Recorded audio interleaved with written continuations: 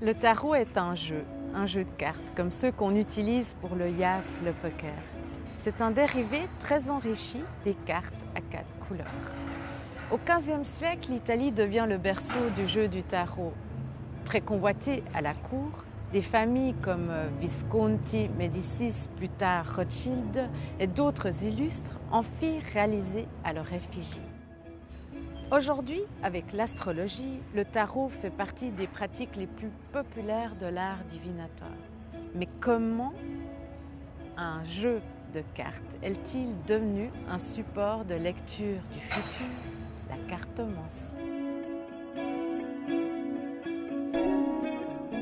À aucune époque on n'a trouvé une preuve que le tarot était créé pour de la cartomancie. Les premières traces écrites trouvées sont d'Antoine Court de Géblin au XVIIIe siècle. Homme de lettres et de sciences, il voit dans ses cartes des dérivés de hiéroglyphes. Plus tard, l'occultiste français Théa s'inspira de la thèse de Géblin, tout en ajoutant « Le tarot contient le secret de la création du monde et de la destinée ».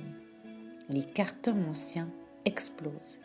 La plus célèbre, Mademoiselle Lenormand. Au XIXe siècle, Eliphas Lévi, ecclésiastique et une des plus grandes figures de l'occultisme, démonte le traité de Théa. Pour lui, les 22 arcanes majeurs du tarot correspondent aux 22 sentiers de l'arbre de vie de la Kabbale.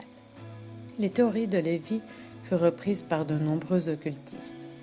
Oswald Wirth, jeune inspiré suisse, Rider-Waite, qui en fera un jeu de 78 cartes, 22 arcanes majeurs et 56 mineurs.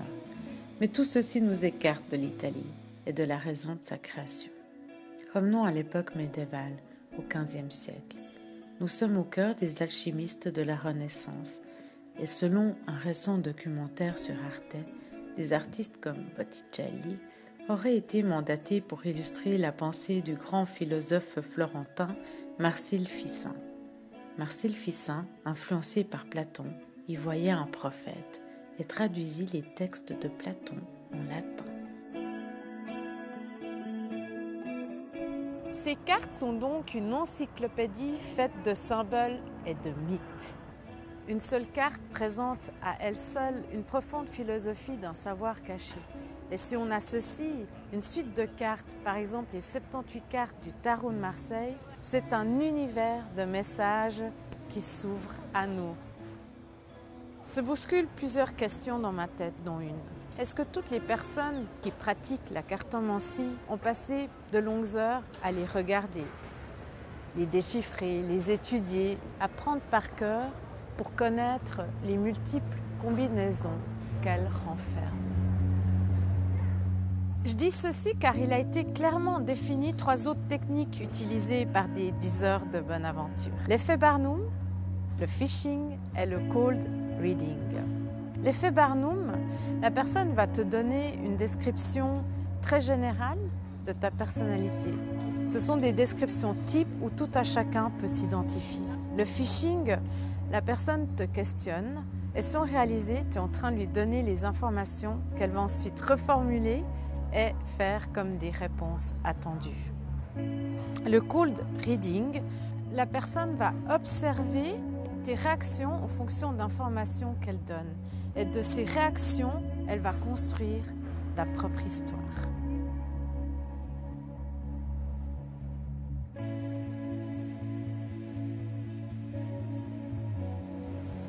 Si on revient à une vraie connaissance du tarot, c'est un allié puissant.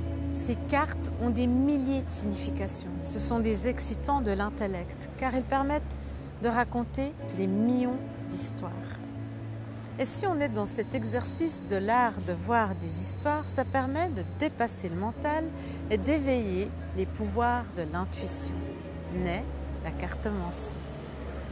Mais aujourd'hui, j'ai l'impression que les personnes qui tirent les cartes au téléphone, à la télé, dans les salons ou à la maison, les manient avec une certaine superficialité et ils donnent une interprétation basique. Mais qu'en est-il de Gazmed, notre cartomancien? Sait-il lire dans les cartes l'histoire du consultant et y voir les possibilités qui vont lui faire son meilleur choix?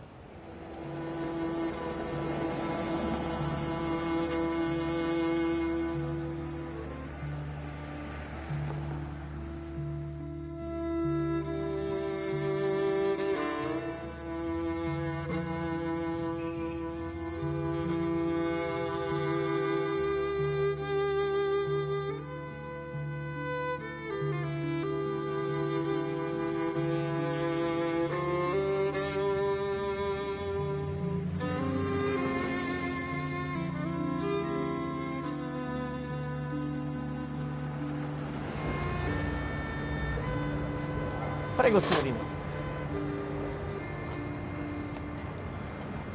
Che vuoi sapere? Allora, io ho un ragazzo che sono 3-4 giorni che non lo sento, non riesco a rintracciarlo. Come ti chiami? Elisabetta, Quanti anni hai? 30, Come si chiama il ragazzo? Giovanni. Scegli questo e questo.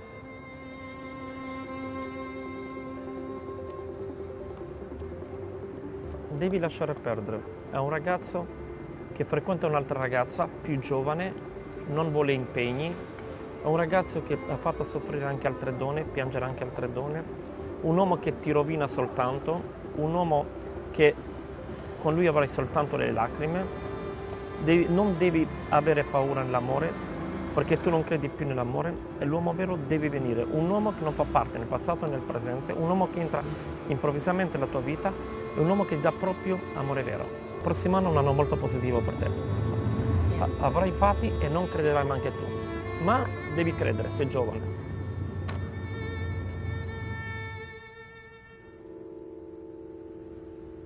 Dunque, perché nelle carte che credi? Allora, non è proprio nel credere nelle carte, è un punto di vista, perché io penso che ognuno di noi in un certo momento della nostra vita abbiamo determinati problemi personali, amorosi o anche scelte lavorative.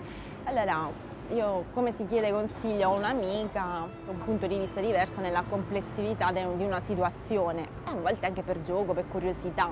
Però hai una certa fiducia in quello che ti dice. Sì, cioè tu ascolti, vedi se ci sono anche dei riscontri sulla tua realtà, però allo stesso tempo penso che se una persona non vive giorno per giorno determinate cose non possono realizzarsi.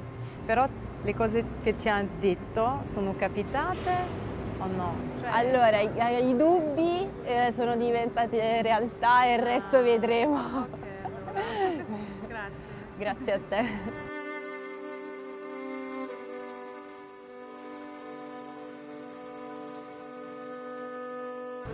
Gas. Dimmi. Ok, se io scelgo una carta, posso? Dimmi. Prendo questa qua. Che cosa mi puoi dire di questa carta? Ma non è che solo una carta, dipende, diciamo, come è accompagnata la carta.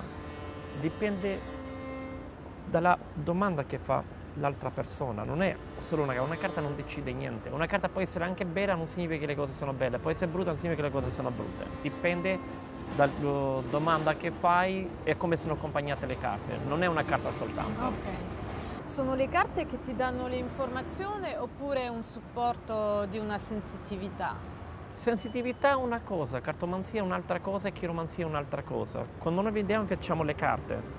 Io parlo con le carte. Sulle carte si legge il futuro oppure è Ci una legge previsione passato, presente, previsione per il futuro. È una previsione per il futuro. Che leggi sul vedi, presente? noi facciamo previsioni del presente e il futuro, diciamo, ma non è che cambiamo noi la vita, noi diamo indicazioni.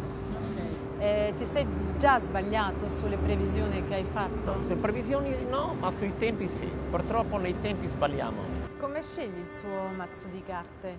Ma il mio mazzo di carte io scelgo, diciamo, come mi sento io a questo momento. Ogni persona può tirare le carte? No, non sono tutti cartomanti.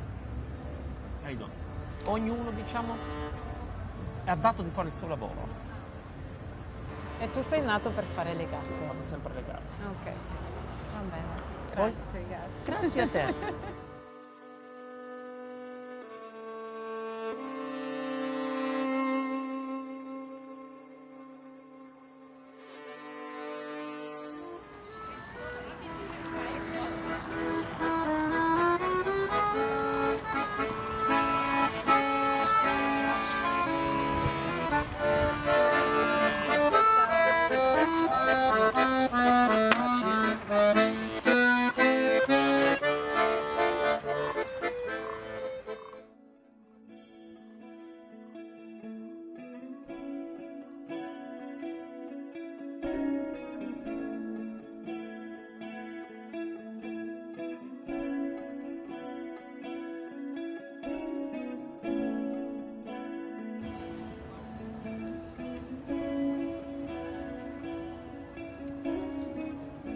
trouver la meilleure solution?